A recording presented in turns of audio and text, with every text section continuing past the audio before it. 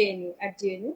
So today I'll be the moderating the session, and so here we are with another discussion series of Korea Resource Circle. Today's speaker is Mr. Abhishek Ranjan, who is also a PhD scholar in Korean Studies at Jawaharlal Nehru University. He has been studying Korea for the last 9 years throughout his academic journey, from undergraduation to PhD. He has also taught courses on Korean history and politics at both Jamia Millia Islamia and Jawaharlal Nehru University. In addition to academia, he has contributed as a researcher for the DTF on a project funded by the ILO.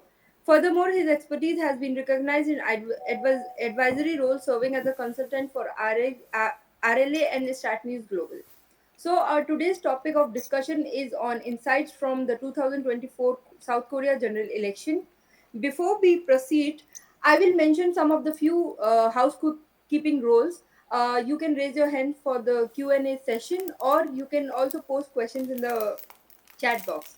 And Abhishek will dedicate 15 to 20 minutes for your presentation, and the rest 15-20 minutes will keep for the question answers round. Okay, Abhishek, you can proceed. Thank you.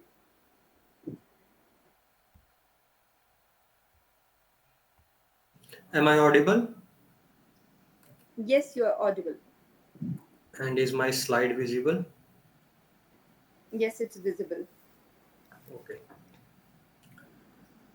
So thank you everyone, and thank you Korea Research Circle for inviting me to discuss about South Korean general elections of 2024. But before we get into the general election of 2024, we have to take a look at elections in South Korea. So what are the different level of elections in South Korea and how they are held? For case in India, the direct level elections are held for provinces, local government, and parliament. We don't have direct level elections for our president. But in case of South Korea, at national level, they have two elections. First one is presidential election, obviously for electing their president for 5 years by plurality vote. So plurality vote means whichever candidate will get highest number of votes, they will be elected as the winner. And we will be discussing why this plurality vote is again significant when we go into the assessment of 2024 general elections of South Korea. Second is their election for National Assembly, and third, the local level. So at local level, they have single election to elect governor, metropolitan mayors, municipal mayors, and provincial and municipal legislatures. So these elections is held together once in every 4 years. Now elections for National Assembly.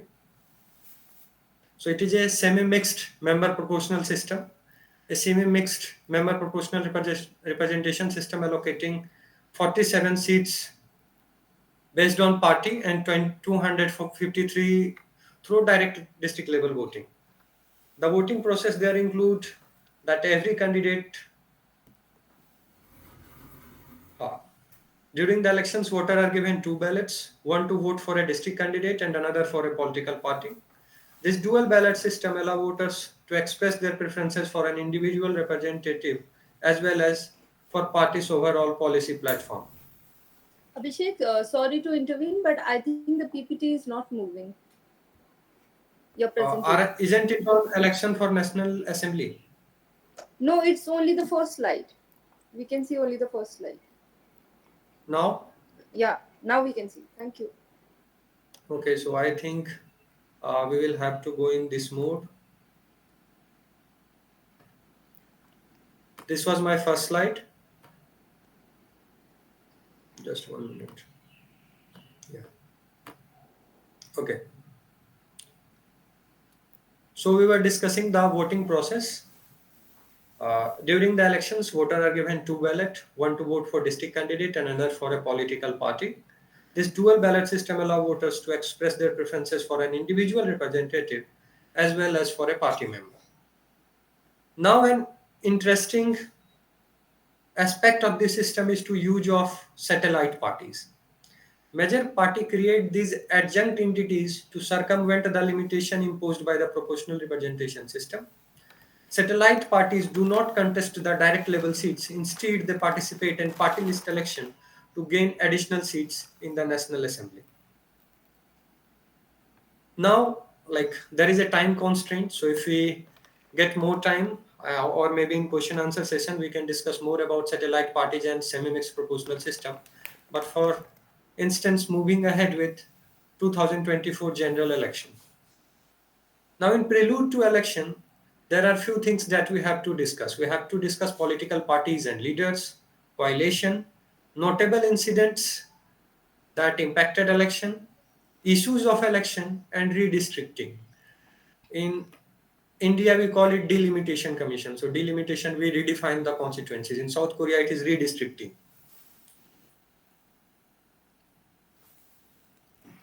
The 2004 South Korean general elections were marked by a dynamic political landscape with significant coalitions and incidents shaping the electoral discourse. The Democratic Alliance, consisting of Democratic Party, Progressive Party, and New Progressive Alliance, faced off against the Conservative Alliance, which included the People Power Party and People Future Party. Additionally, there were other party, the Green Party and Justice Party, that formed an alliance to call themselves as Green Justice Party. But unfortunately, this Green Justice Party couldn't do anything uh, better in the election. Moving on to the incidents, a notable incident that captured national attention was the survival of Lee Chae-myung, the leader of Democratic Party, from a stabbing incident on January 2024. So this event underscored the intense political climate leading up to the elections. The elections were also influenced by critical social issues such as significant strike by South Korean doctors, which began on February 20 in response to government policies on medical students quota. So here, Yoon Suk Yeol has proposed a policy to increase the medical seats in South Korea to cope up with the declining doctor population in the rural areas. But the doctors who were already into practice, or who were already into professional stuff, uh, they went on to a strike, and this significantly impacted the electoral outcome. Another major concern was the green onion price controversy, where president was criticized for being out of touch with reality of rising food prices, turning green onions into a symbol of cost of living crisis and voter dissatisfaction. So what happened in this green onion price controversy, that President Yoon went on to market and was doing a public outreach. Thereon to he visited a grocery shop, and there green onion, he went and he said that okay, the price of green onion is only $0.75, and that is not much. But in reality, the price of the onion was a few times higher, and that was picked up by the Democratic Alliance, and it was trending green onion 75, or green onion 75 0.75 USD on Twitter. So that also shows that how small incident from a political leader, or how in small step of a political leader, can be converted into an electoral campaign and have a significant using social media, and has a significant impact on the electoral outcomes. Now, there were few issues that were being discussed, that were being taken up during the election. The 2000, uh, which was largely, the election was largely shaped by a confluence of economic, political, and policy-related factor. Inflation posed a significant challenge, with the rising cost of living affecting the daily lives of citizens and becoming a central issue during the election. Corruption allegation against President Yoon, the opposition leader E, and uh, the newly RKP, yeah, the founder of RKP Chokuk. So there were corruption allegation against all these leaders that also became a significant issues during the election, along with the unemployment. And after the result, it is also assessed that this President Yoon's behavior, so how he was approaching the embassy, or some has also called it as the misuse of power, that has also impacted the South Korean general election. Moving on to redistricting, it hasn't made any significant impact on the electoral outcome. But going on to the process, on February 28, 2024, the ruling opposition parties reached a consensus to redraw the electoral districts. After restricting, the total number of seats continued to be 300, but the constituency seat means where candidate has to be elected increased from 253 to 254, whereas proportional seats was decreased from 47 to 46.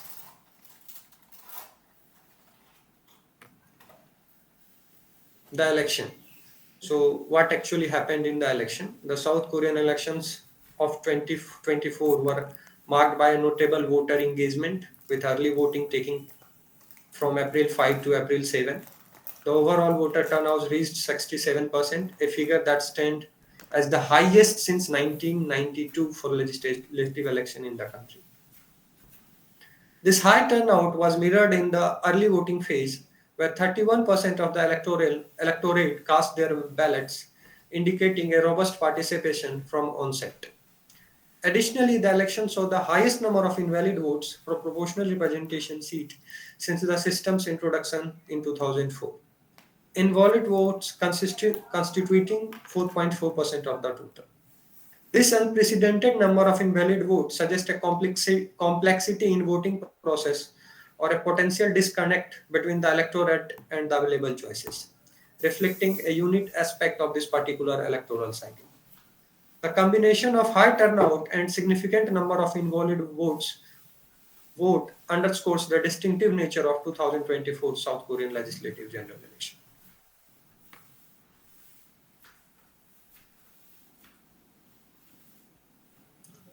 So after election, obviously it is the result. So out of 300 seats in National Assembly, the Democratic Alliance won 175 seats, while ruling People Power Party won 108 seats. Adding other seats won by opposition parties such as Republican Korea Party and the New Reform Party. So the table gives you detail about the number of seats won by respective parties, where how they have. Can you see the cursor? So these are the seats where directly they elected the constituencies for their districts, and these are the proportional representation seats. So where they voted for the political parties, and the political parties got seat allocated based on their vote shares, and this is the total number of seats won by them. Now this result has majorly can be discussed as a into three terms: the Democratic Alliance victory. The Democratic Alliance victory, that is obvious that how progressive parties in Korea has continued to emerge victorious in this election, like the last one. The new leaderships, so there is RKP, Rebuilding Korea Party, that is a split from the Democratic Party of and was founded by the leader Cho Kuk, and this signifies that uh, the electorates in Korea are also looking for the alternatives from these major two parties.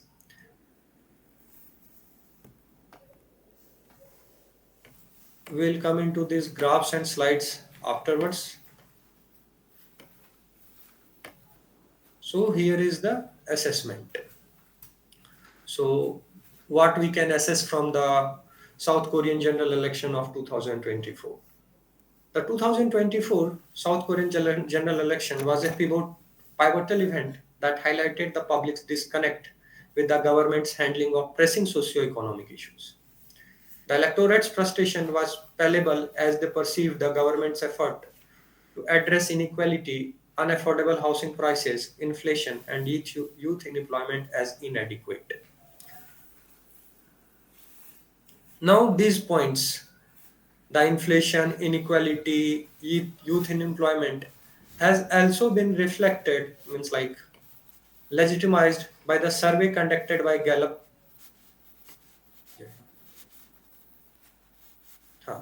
Korea. So this table indicates uh, the 68% is the negative approval voting of President Yoon, and these are the parameters based on which we can draw the inference that what mattered to the masses, like how did people voted. So most of the people who had negative views about the president's administration, they were mostly critical about the economy, people's livelihood, inflation, poor communication from the government to the masses. Second one was the arbitrary, one-sided decision made by the president. So his how has been vetoing the legislations from National Assembly. Interesting thing here to note was when we are seeing a lot of paper discussing the diplomacy and corruption, all these issues, the people who had a negative opinion toward the president were least impacted by these issues. So foreign policy was not a, or the diplomatic relation of South Korea was not a major issues when people who were not voting against the ruling party went to their polling booth. As a so in order to moving from this, in order to deal with this, so this clearly signifies that there was an anti-incumbency against the president Yoon, and to in order to deal with the anti-incumbency, the president went for a reshuffling of their cabinet.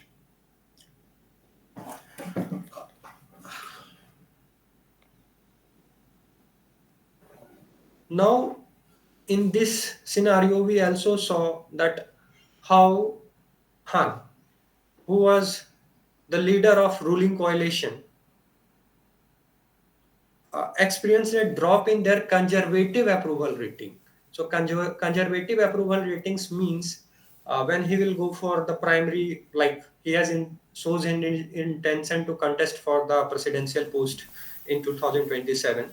So when he will go for the election primaries of South Korean presidential election, his electoral approval ratings has dipped. So there is a significant chance that conservative may now have to come up with a new presidential candidate for their next election. Similarly, Lee Jae-myung, who has lost the presidential election from President Moon,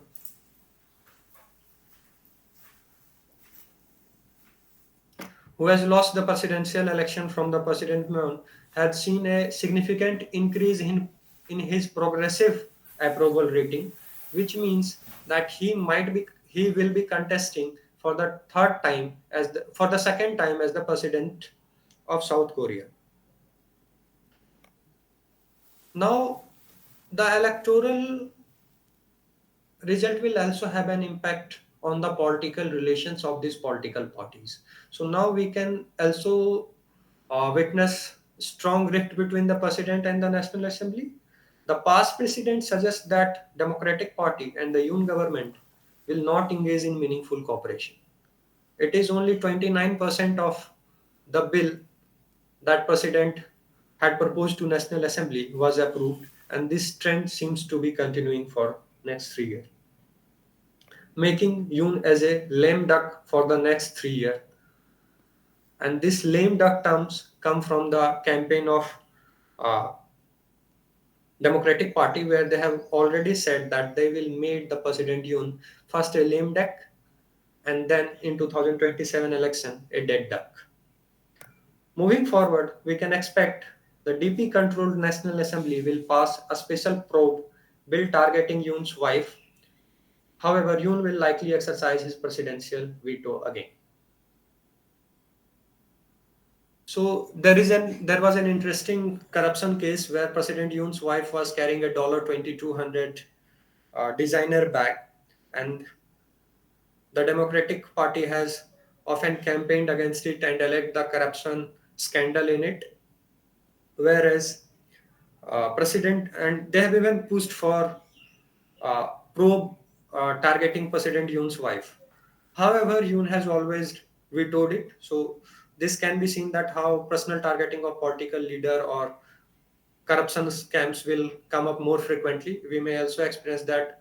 We may also witness that how president can order probe against the president E or sorry the leader E and other democratic DRP leader Cho.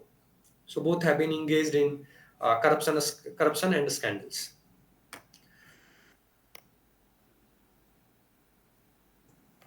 Next electoral outcome that we want to discuss is how the foreign policy trend will impact this relation. So foreign policy trend also come into focus with South Korea's geopolitical stance and alliances being scrutinized and debated.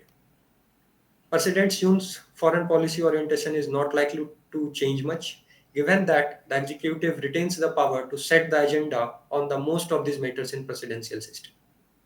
However, the opposition can constrain the president's foreign policy agenda through legislative intervention via ratification or auxiliary implementing legislation. The administration's credibility and bargaining leverage on international stage could be weakened if it consistently fails to deliver on the promises it makes with the counterpart due to domestic political constraints.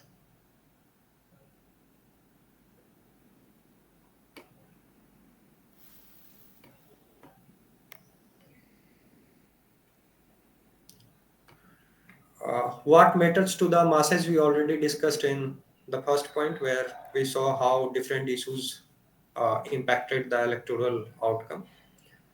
Second thing is political instability that has been less discussed. We have been in recent few years or recent few decades, we have seen that how South Korea's environment is turning in politically unstable. Like uh, if we live Moon Jae-in's period, the President Yoon period or President Park's period has already been uh, checked by the National Assembly. Besides, we are seeing a frequent change in the leadership in every 5 years, and this being uh, most worrisome about the Korea, where the president for the 5 year will not be able to do anything, and we don't know what could be the presidential outcome of the next elections.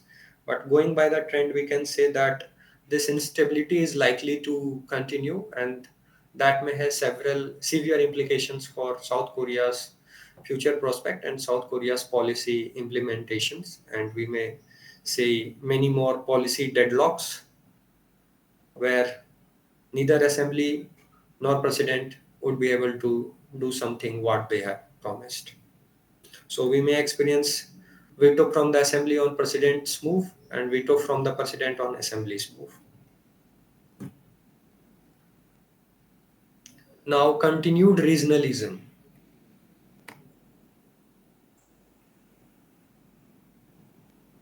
So can we see, is this visible? Yes, it's visible. Okay.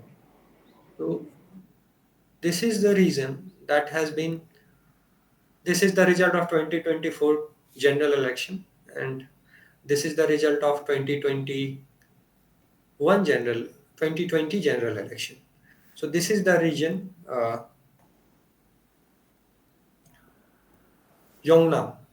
So here the conservatives have continued to perform good, and most likely they will follow this trend in the near future. Even in the presidential elections, we have seen how, despite all the constituencies going to progressive, this part has performed better for the conservatives. Meanwhile, this Honnam, this area is mostly pro-progressives, and the progressive parties have always performed better in these areas, even though when there is a conservative wave or conservatives wipe out the entire southern part of the peninsula. What matters to the political parties is their performance in this region. So mostly we call it as Sudogon, the Seoul metropolitan area, which includes Seoul, Incheon, Gyeonggi, and Kaesong. So if any political parties perform better in this area, they are intended to win the South Korean elections, be it a presidential election or be it the general election.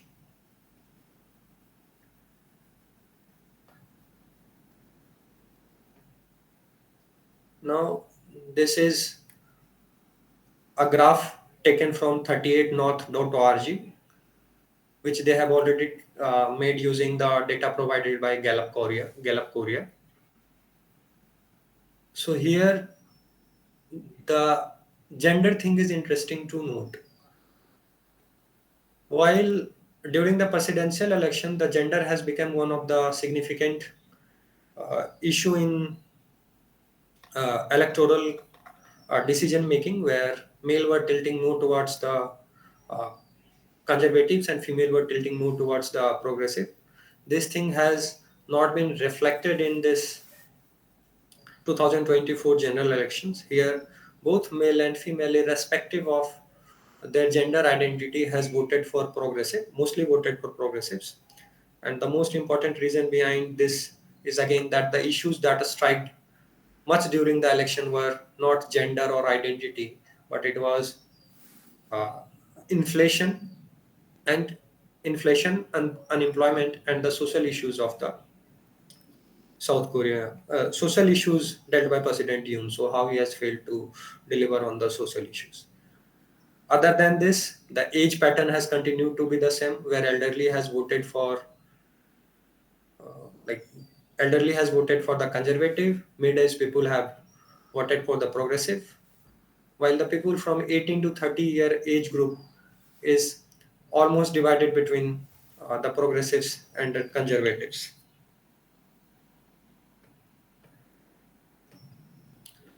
Now,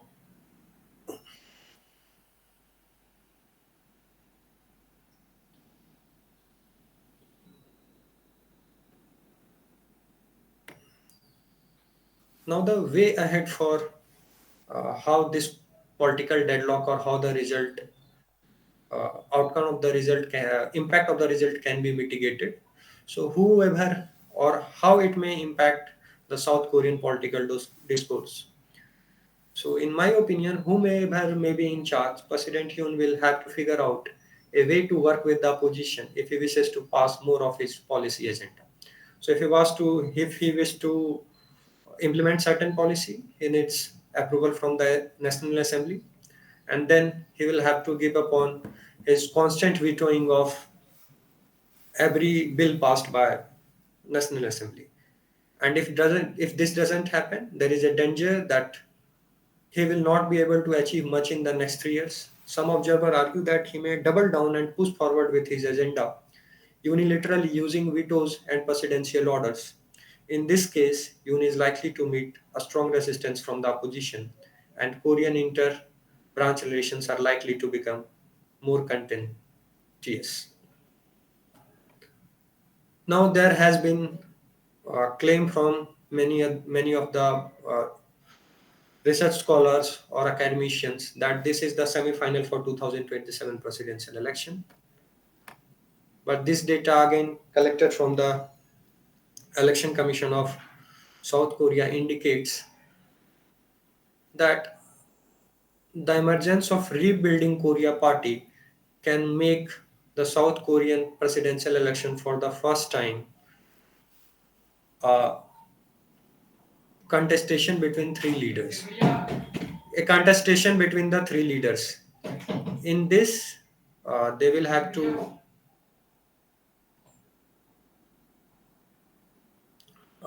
so what we can see from here that the People Power Party has received 36% of vote, Democratic Alliance has received 26% of vote, and the Rebuilding Korea Party has received 24% of the vote. So in the next election, when there will be the presidential in the next presidential election, if Rebuilding Korea Party can perform better, we can see that the votes getting divided between Democratic Alliance and Rebuilding Korea Party, and this will obviously again help People Power Party to retain the presidential seats. Thank you.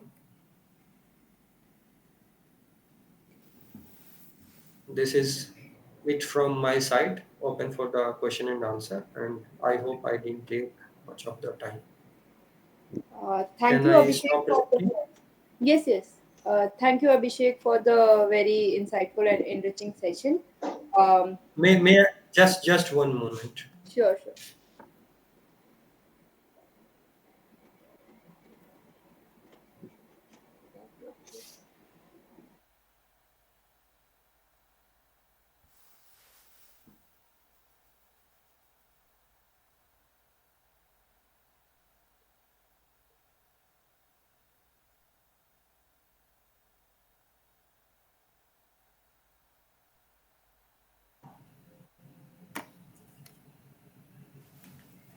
Hi.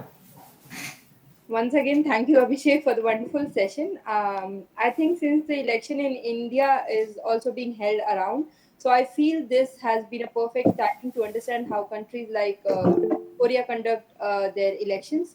Uh, to point out to say that this in this comprehensive analysis of 2024 general election, Abhishek delved deep into the evolving landscape, offering valuable insights and predictions of the electoral process. We sincerely appreciate his expertise and contribution, which have enriched our understanding of this crucial electoral process. Now I'll open the floor for the question answer round. You can raise your hand and then ask your questions. Thank you.